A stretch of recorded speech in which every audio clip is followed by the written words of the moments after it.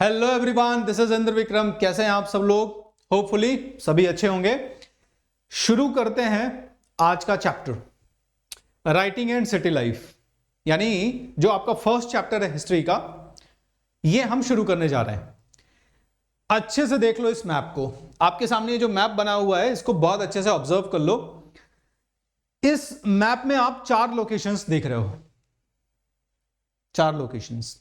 ये जो 4 लोकेशंस है बहुत ही इंपॉर्टेंट लोकेशंस हैं। ये क्यों इंपॉर्टेंट है? क्योंकि आज से हजारों साल पहले, जब लगभग आप कह दो कि दुनिया में अभी इंसान अपने एवोल्यूशन, विकास के सीढ़ियां चढ़ रहा था, या मैं कहूं कि अभी पूरी तरीके से एवोल्यूशन हुआ नहीं था, या 100% ह्यूमन आज की तरह का डेवलप नहीं था। कुछ कुछ जगहों पर यह डेवलप था, लेकिन कुछ कुछ जगहों पर आप देखोगे तो आपको यह भी देखने को मिलेगा कि अभी ह्यूमन एवोल्यूशन चल रहा है। तो ऐसे कंडीशन में आपको दुनिया में 4 ऐसी जगहें देखने को मिलेंगी जहां पर ह्यूमन सोसाइटी काफी आगे बढ़ गई है, सिविलाइज्ड हो रही है लगभग, और उनकी कुछ चीजें, या कह दूं मैं कि उनकी बहुत सारी ऐसी चीजें हैं जिनको हम आज भी कैरी कर रहे हैं। चाहे वो लिटरेचर हो, चाहे उनका मैथमेटिक्स हो, चाहे वो एस्ट्रोनॉमी हो, उनके जो प्रोग्रेसेस हैं, उनके जो डेवलपमेंट्स हैं, उन प्रोग्रेसेस और डेवलपमेंट्स को हम आज कैरी कर रहे हैं। उसमें हमने कुछ एड ऑन किया और उसको हम आज भी कैरी कर रहे हैं, और बहुत प्राउडली कैरी कर रहे हैं।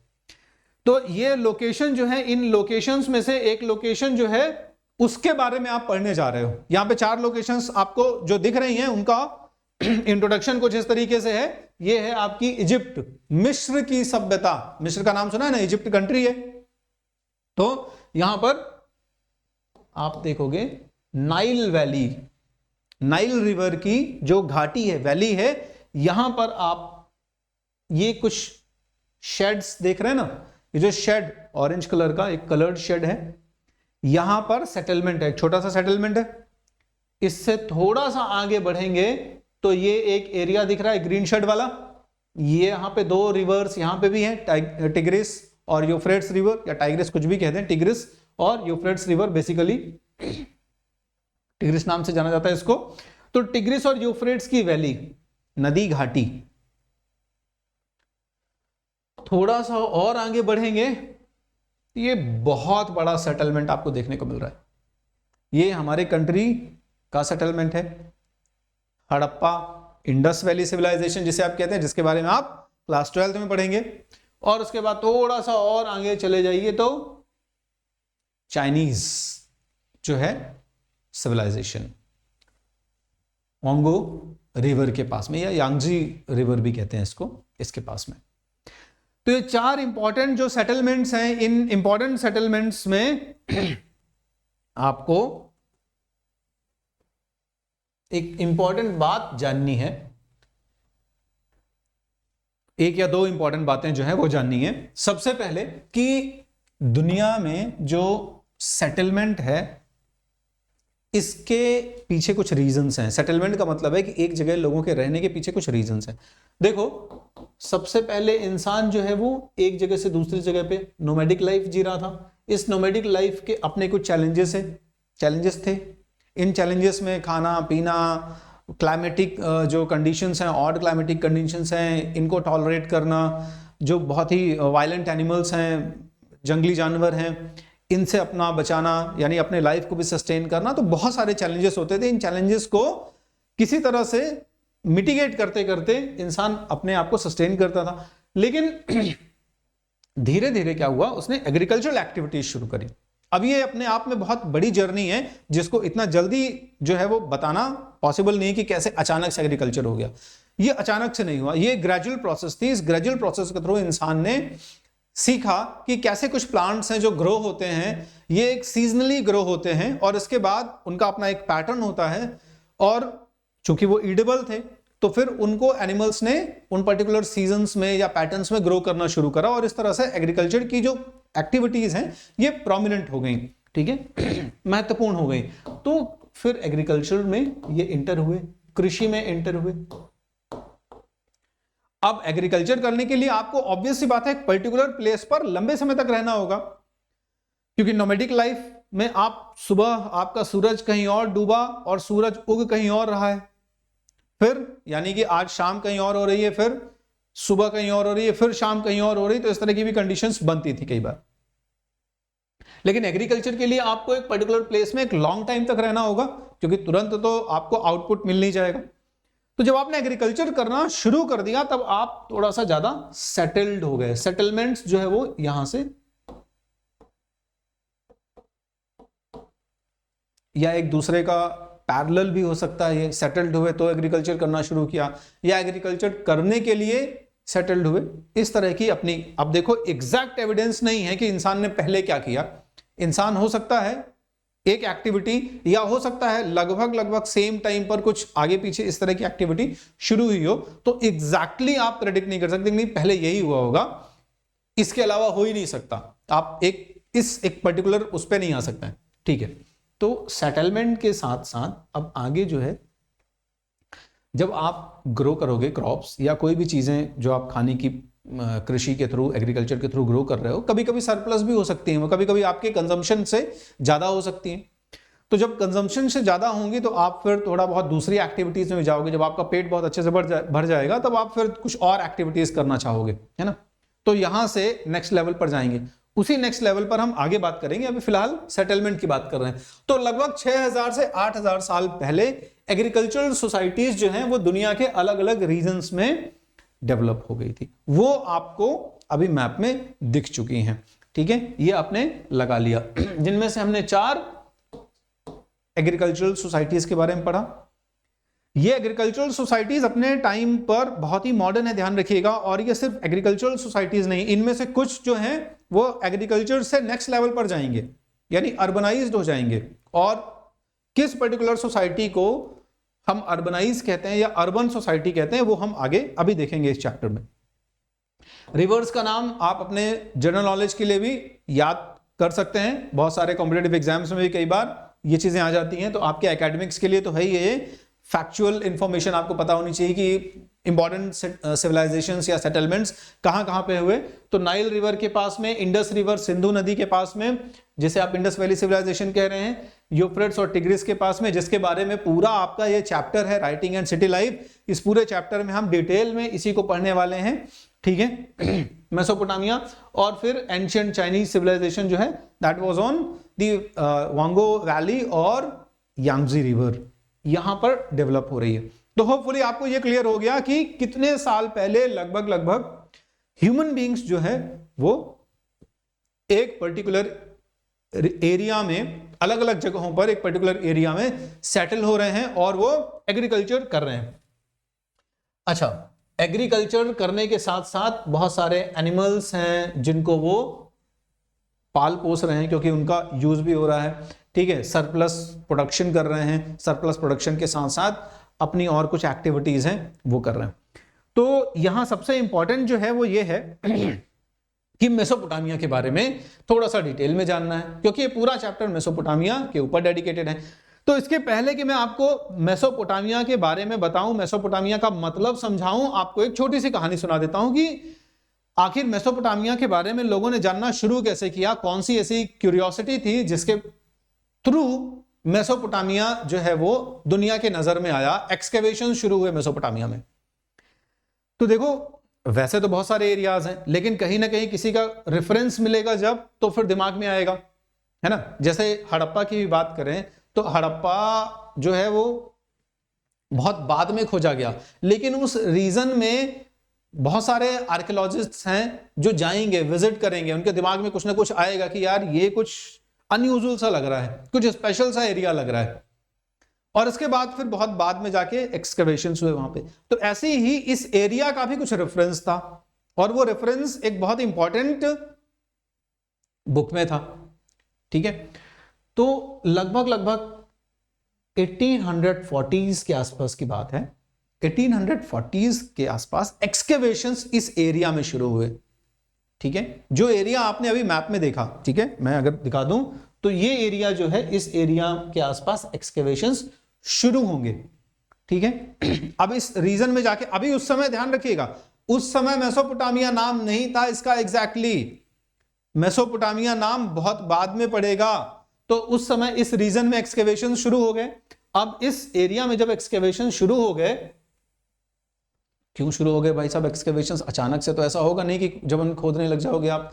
तो जमीन खोदने के पीछे रीजन ये था, एक मोटिवेशन था। मोटिवेशन क्या था कि यूरोपियंस जो हैं, जैसा कि हमने पिछले चैप्टर में, पिछले लेक्चर में आपने जो है वो ओवरव्यू वाले लेक्चर में देखा, मैंने आपको बताया कि वेस्ट का बड़ा इंटरफेरेंस है, हर जगह पर इंटरफेरेंस है। तो दुनिया के इतिहास लिखने में, दुनिया के इतिहास को खोजने में भी वेस्ट का बड़ा इंटरफेरेंस है। तो यूरोपियंस अपनी हिस्ट्री में भी तो उतने ही इंटरेस्टेड होंगे ना। तो सबसे बड़ी जो सबसे इंपॉर्टेंट बुक है वो है बाइबल, ठीक है, द बाइबल, होली बाइबल।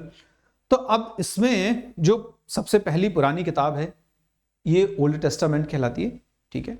तो इनकी जो पहली किताब है द ओल्ड टेस्टामेंट, इसी में एक चैप्टर है, या इसी में कह दूं एक पार्ट है, ओल्ड टेस्टामेंट का ही पार्ट है, the book of genesis. Bible का ही पार्ट है ओल्ड टेस्टामेंट का। बुक ऑफ जेनेसिस में एक स्टोरी थी। अब इस स्टोरी में एक रेफरेंस था, ठीक है। तो book of genesis, basically genesis word का मतलब है कि हाउ एवरीथिंग जनरेटेड, दुनिया की उत्पत्ति कैसे हुई, ओरिजिन कैसे हुई। तो genesis word denotes to origin, ठीक है। तो बेसिकली ओरिजिन जो है वो कैसे हो रही है, उत्पत्ति जो है दुनिया की वो कैसे हो रही है, that was explained in this book of genesis, Bible की। अब इसी में एक रेफरेंस जो है वो ये आता है कि दुनिया ईश्वर ने बना दी, God has created this earth planet and human beings को सेटल कर दिया उन्होंने, ऊपर से सारी क्वालिटीज भेज के बसा दिया, सेटल कर दिया। लेकिन धीरे धीरे धीरे धीरे ह्यूमन बींग्स जो हैं उनके अंदर कुछ एविल प्रैक्टिसेस आनी शुरू हुई, और बड़े लेवल पर जो है वो बहुत सारी ऐसी बुराइयां जो है दुनिया में आ गई, जिससे भगवान को लगा यार मेरा जो बनाया हुआ इंसान है, जो मेरा क्रिएशन है, वो बहुत ही खराब काम कर रहा है और बैलेंस जो है वो दुनिया का खराब कर रहा है, क्यों ना मैं इन सबको फिर से खत्म कर दूं, ठीक है। तो इसमें उसने क्या किया, ईश्वर ने, एक बहुत अच्छा पाक साफ आदमी था, एक बड़ा बढ़िया इंसान था दिल का, ठीक है, नोआ नाम का इंसान था, ठीक है। ये सब जो है वो जेनेसिस में है। नोआ नाम के इंसान को गॉड का रियलाइजेशन हुआ, ठीक है, फेस टू फेस बात हुई। फेस टू फेस का मतलब है द लाइट ऑफ गॉड जो है उसके सामने आई, और उसने बोला कि आज से कुछ पर्टिकुलर डेज के बाद क्या होगा, एक बहुत डिवास्टेटिंग फ्लड आएगा, बाढ़ आएगा, चारों तरफ जो है वो पानी पानी हो जाएगा, और लगभग जितने भी इंसान हैं वो सब मर जाएंगे ड्यू टू फ्लड। इस फ्लड की वजह से सारे लोग खत्म हो जाएंगे, ठीक है। लेकिन तुम, because you are the dear most, तुम फेथ रखते हो मेरे ऊपर और बहुत ही अच्छे इंसान हो, तो तुम और तुम्हारी फैमिली जो है उसको मैं सेव करूंगा, इसलिए तुम एक आर्क बनाओ। आर्क का मतलब है एक बड़ा सा बोट, विशाल काय, एक नाव। तो एक बड़ा आर्क बनाओ, और उस आर्क में क्या करो कि अपने फैमिली के लोगों को और जो भी कुछ इंपॉर्टेंट लिविंग ऑर्गेनिजम्स हैं, बर्ड्स हैं, कुछ इंपॉर्टेंट एनिमल्स हैं, या मैं कहूं लगभग सारे एनिमल्स के पेयर्स और कुछ बर्ड्स जो है वो इस तरह से वो आप अपने उसमें बोट में रख लो, तो उन सबको आप सेव कर लोगे। नोआ ने ऐसे ही किया, और कुछ दिन के बाद फ्लड आया, कुछ दिन तक पूरा फ्लड रहा, सारा रीजन फ्लड रहा। सारे लोग जो ईश्वर को नहीं मानते थे, रिबेलियस नेचर के थे, उन सब की डेथ हो गई और नोआ बच गया। अब ये स्टोरी तो ठीक है, लेकिन इसी तरह की एक स्टोरी जो है वो इस एरिया में एक टैबलेट मिला, ठीक है। उस टैबलेट में भी सेम स्टोरी थी, और इस रीजन का जिक्र जो है इस बुक में था। इस बुक में जिस एरिया का, जिस रीजन का जिक्र था, मेंशन था, उसका नाम था शिमर। क्लियर है? मतलब there was no term like Mesopotamia, ठीक है। 1840 में एक्सकवेशंस जब हो रहे हैं ना, तब Mesopotamia was not there. Mesopotamia शब्द जैसा कुछ नहीं है, ध्यान रखिएगा, ठीक है। तो उस समय जो रेफरेंस मिल रहा है, उस रेफरेंस में क्या है, शिमर जो वर्ड है इसको रेफर किया गया था, मेंशन किया गया था, ठीक है। और शिमर का मतलब था the land of brick built cities, यानी एक ऐसी जगह, एक ऐसी भूमि जहां पर ईंटों से बना हुआ शहर है, या एक ऐसा शहर है, एक ऐसी सिटी है जहां पर ईंटों से बनी हुई इमारतें हैं। सो सच रेफरेंस वाज देयर, इस तरह का रेफरेंस वहां पर था। और जब इस रेफरेंस के थ्रू एक्सकेवेशन शुरू हुए, अब देखो बुक ऑफ जेनेसिस में ये रेफरेंस मिल गया इनको। अब जब बुक ऑफ जेनेसिस में ये रेफरेंस मिल गया, इन्होंने कहा यार शिमर जो है इसका ज्योग्राफिकल एरिया जो है वो हम ढूंढे कहां पे, तो पता चला कि यार इस पर्टिकुलर रीजन में लोग थे जो एक लैंग्वेज बोलते थे, और वो लैंग्वेज सुमेरियन लैंग्वेज कहलाती थी। तो इस तरीके से वो पर्टिकुलर जगह फाइंड आउट करना शुरू किया उन्होंने। तो पता चला कि एक रीजन है जहां पर लोग इस लैंग्वेज को बोलते थे, सुमेरियन लैंग्वेज को शिमर के लोग ही बोलते थे, या उन्होंने रिलेट किया कि शिमर के लोग सुमेरियन लैंग्वेज बोलते थे। और सुमेरियन लैंग्वेज किस रीजन में बोली जाती थी, तो जब उन्होंने फाइंड आउट करना शुरू किया तो उन्होंने पाया कि यार एक रिवर है, दो रिवर्स हैं, ऐसा कहना चाहिए, एक्यूरेट होगा। तो दो रिवर्स हैं, ठीक है। इन रिवर्स के आसपास जो सेटलमेंट्स थे, जो सिटीज थी, इन सिटीज के लोग जो है ये इस लैंग्वेज को यूज करते थे, बोलते थे। अब इन्होंने एक्सकेवेशन करना शुरू किया। अब जब एक्सकेवेशन करना शुरू किया तो इनको बहुत सारे ब्रिक बिल्ट सिटीज, यानी ईंटों से बने हुए शहर मिले, बड़े सेटलमेंट्स मिले, बहुत सारे टैबलेट्स मिले, बहुत सारे ऑर्नामेंट्स मिले, स्केलेटल्स मिले, यानी कि ह्यूमन सेटलमेंट के एविडेंसेस मिलने शुरू हुए। और जब इन्होंने एक्सकेवेशन किया, ये सारी चीजें अनकवर करी, तो इन्होंने इस साइट को नाम दिया Mesopotamia. Mesopotamia is a Greek word. आपको भी पता है कि इंग्लिश लैंग्वेज में बहुत सारे वर्ड लैटिन या ग्रीक लैंग्वेजेस में से हैं, है ना।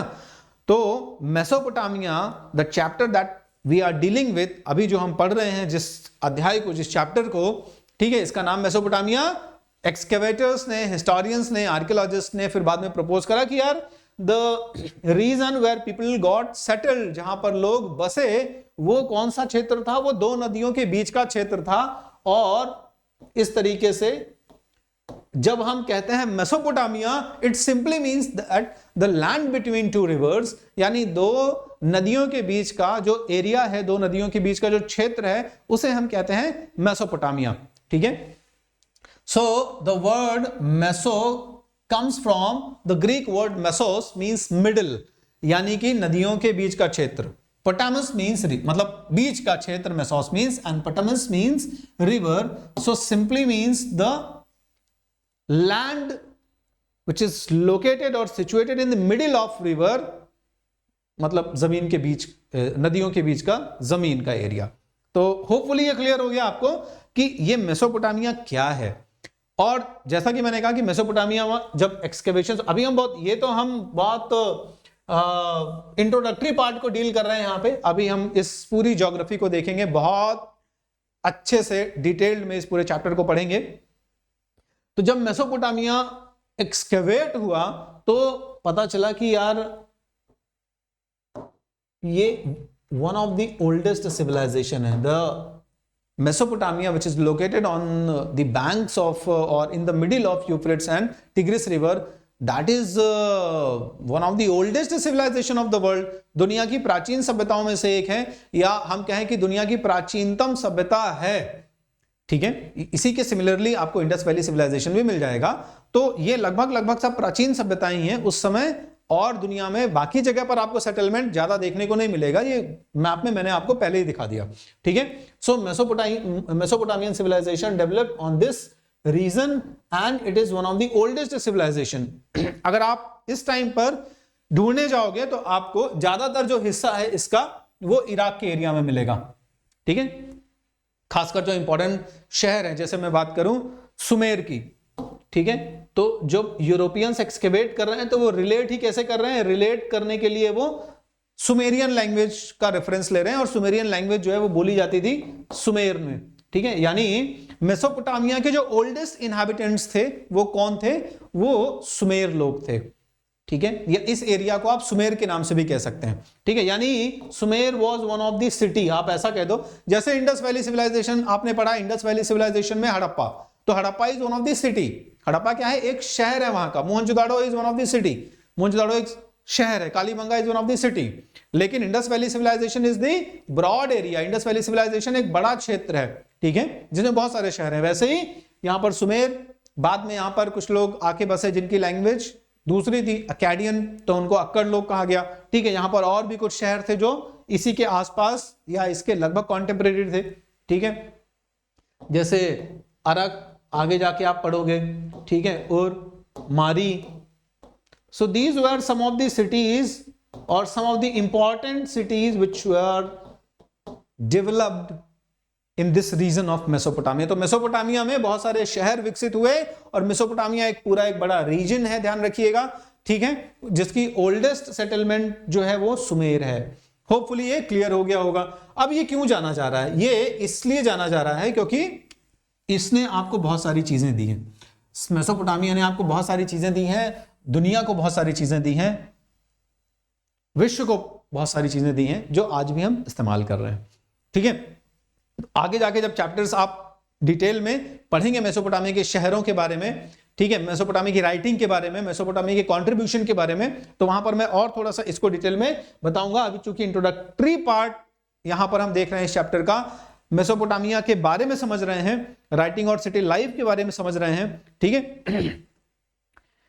तो मैं एक इंट्रोडक्टरी पार्ट बता दूं तो प्रॉस्पेरिटी सबसे पहले, क्योंकि यहां पर कृषि, एग्रीकल्चर जो है वो धीरे धीरे परफेक्शन पे पहुंच गया।